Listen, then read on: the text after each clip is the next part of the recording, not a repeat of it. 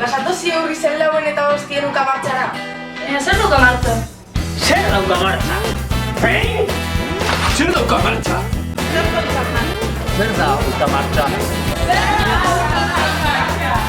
Zer dauka martxa? Zer dauka martxa? Zer dauka martxa? Arratsaldeon, mesedez, azalduko Euskal Herriari uka martxa zer den? Bai, Uribe Kosta eskualdeko gazteriak urteetan zehar antolatu izan duen asteburuko martxa. Ekimenak, tailerrak eta barne biltzen dituena.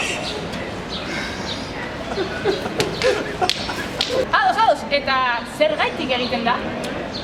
Zonalde hontako gazteek bizi duten egunerokotasunak, zapalkuntzak eta prekarietateak gogor kolpatzen dituelako.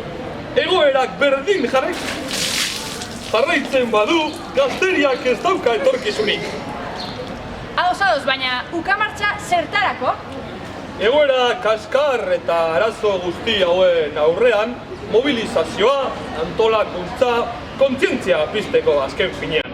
Urriak 4 eta 5 eskualdeko gazteriak bizirik dagoela erakusteko.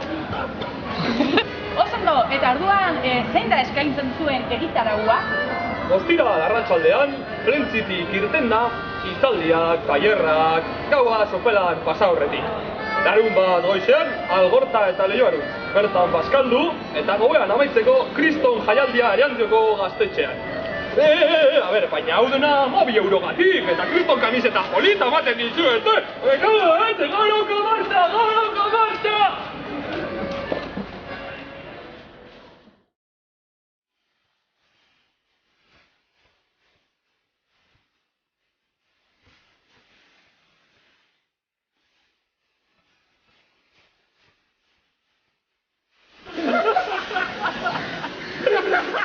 No te gusta más, pero no llores. Sí. ¿Cuándo es?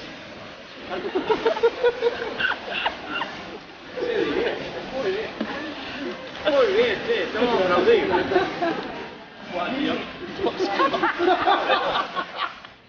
Vale. So, orain,